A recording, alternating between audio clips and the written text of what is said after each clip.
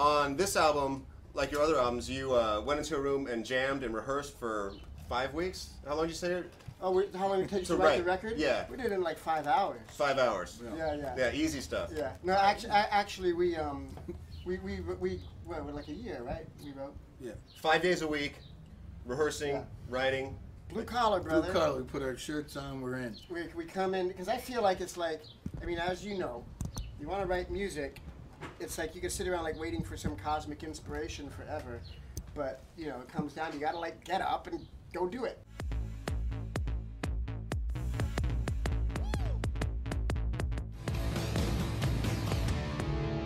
Speaking of famous bass lines, you were recently voted #2 best bassist of all time by Rolling Stone, only topped by John Entwistle. Are you okay with that? You know, that's comparasiness that no matter how I comment on it, I'm an egotistical bastard. Oh, come on. Come on. Flea is the second greatest bass player of all time. Yeah. I think whatever Rolling Stone says is right. They're very smart. Yeah, you know, they know what they're talking crazy. about. That's crazy talk. If you're talking about like rock bass players, I put Paul McCartney at #1, you know. Paul McCartney is actually #3. Yeah, I mean, come on. Yeah. You're better than Paul McCartney. Just say it into the cameras. I'm better than Paul McCartney. That guy's terrible. Okay, let's face it, I'm better than Paul McCartney. What has he ever done? Did you, Chad, have you ever been voted second best at anything? No. No? Always #1. I did in my junior high school, I was #1 at push-ups. No, chin-ups. Chin-ups? Well, because I weighed like 3 pounds. It's like, wink. Right. Yeah.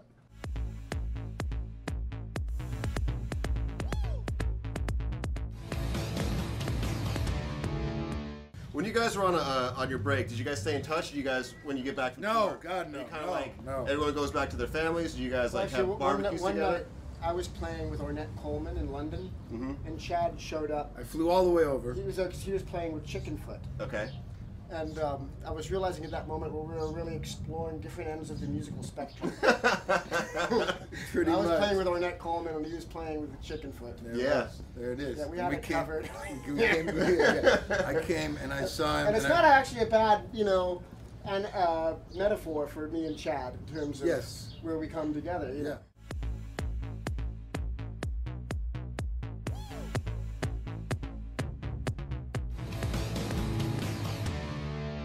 And Chad, you did a super group with Sammy Hagar, Joe Satriani, and Michael Anthony called Chickenfoot. Do you feel that when you play with other artists that you bring that knowledge back to the Chili Peppers? Something that maybe you hadn't thought of before? Everything you do goes into the music that you make, you know, wherever and whenever that is. So, yeah, I mean, I got to play with Dick Van Dyke. I watched Dick Van Dyke like dance in front of me, you know. You played with Dick Van Dyke? I did. I did it. So Mary Poppins? The Dick Van Dyke? The Dick Van Dyke. Shebang bang. Wow. DVD. That's crazy. I'm watching him like tap dance at 84 years old, you know. I'm playing the drums and it's like, it's awesome. That's awesome. Yeah. Speaking of actors, how often do you get mistaken for Will Ferrell on a daily basis? I don't know who that is. I loved your work in Old School. It was really good. Yeah, that was great.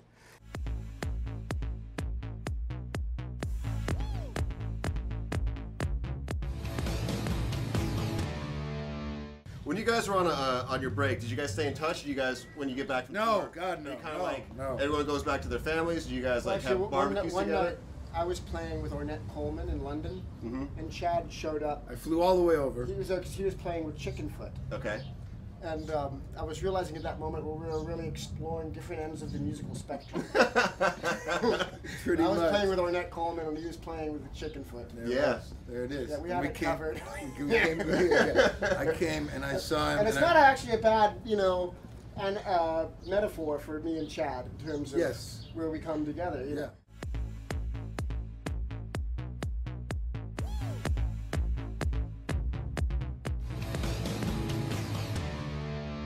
One of the questions that I wanted to ask you is a technical question. We played a radio festival one time with you in Chicago. Yeah. And I was watching you guys set, and during the set, you'd be playing, and you'd actually roll a somersault on stage and continue to play. Now, do you have to think, when you somersault, not to let the strings touch your body at all, because it'll obviously mute the strings at that point? Or do you wait till a rest, and then do the somersault, and then continue on after that? I think it's...